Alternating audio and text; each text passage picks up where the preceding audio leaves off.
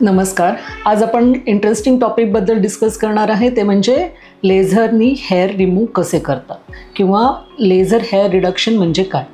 So laser hair reduction आणि आपण normal waxing किंवा शेविंग करतो त्याच्यात काय डिफरन्स आहे. सो वॅक्सिंग किंवा शेविंग करतो तेव्हा आपण पूर्णपणे हेअर रूटपासून काढत नाही, तो आपण फक्त वरवर त्याला कट करतो स्किन लेवलला, सो दॅट तो परत मुळापासून परत उगवू शकतो. सो हे आहे वॅक्सिंग आणि शेविंगचा परिणाम. पण लेझरनी काय वेगळं करतो, तर लेझरनी आपण हा हेअर आहे तो मुळापासून काढून टाकतो. लेझर डायोड लेझर एनर्जी म्हणजे मेलॅनिन नावाचं एक पिगमेंट असतं, त्या पिगमेंटमध्ये ही एनर्जी पेनिट्रेट होते आणि त्या एनर्जी पेनिट्रेशनने थोडीशी हीट डेव्हलप होते आणि ते हेअर रूट आहे ते मुळापासून निघून जातं. सो हे मुळापासून निघून गेलेलं हेअर रूट आहे ते परत उगवत नाही.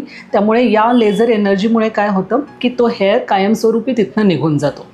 आता हे परमनंट आहे का, हेअर परत येऊ शकतात, तर मी म्हणेन की लेझर हेअर रिडक्शन ही जी प्रोसिजर आहे त्यांनी रिडक्शन होतं, 100% रिमूव्हल नाही होत, पण ऑलमोस्ट 90% 95% हेअर तिथले निघून जातात. ते निघून गेल्यानंतर आपल्याला किती सेशन आपल्याला ह्याचे करायला लागतात, तर साधारण आपल्याला 90 ते 95% रिझल्ट पाहिजे असतील हेअर रिडक्शनचे तर 6 to 8 सेशन्स करायला लागतात. 6 ते 8 वेळा आपल्याला लेझर करायला लागतं. प्रत्येक सेशनमध्ये आपल्याला किती साधारण गॅप लागते, तर प्रत्येक सेशनमध्ये साधारण आपण 3 आठवड्याची गॅप ठेवतो. ही गॅप आपण का ठेवतो, तर हेअर ग्रोथचे 3 स्टेजेस असतात, ॲनाजेन, किटोजेन आणि टिलोजेन.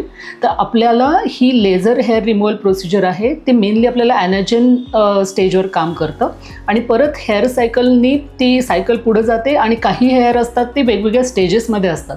तर आपण परत पुढच्या वेळेस जेव्हा लेझर करतो त्याच्यात परत हे सायकल बदलल्यामुळे ॲनाजेनमध्ये असलेले हेअरवर परत हा डायोडचा इफेक्ट येतो.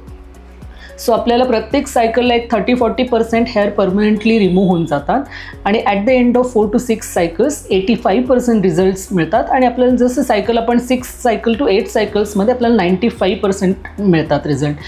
सो आता आपण कुठल्या कुठल्या बॉडी पार्टवर लेझर हेअर रिमूव्हल करू शकतो. सो आमच्याकडे खूप सारे लेडीज पेशंट येतात, त्यांचा मेन कन्सर्न असतो फेशियल हेअर, ज्याला आपण हिरसुटिझम म्हणतो.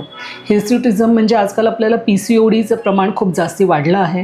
तर PCODमुळे फेसवर हेअर ग्रोथ होते फिमेल्समध्ये पण, आणि या सगळ्या फिमेल्सला कधीकधी फेशियल शेविंग किंवा फेशियल वॅक्सिंग पार्लरला जाऊन फ्रिक्वेंटली करायला लागतं. त्याच्याने स्किन डॅमेज होऊ शकते, पिगमेंटेशन होऊ शकतं.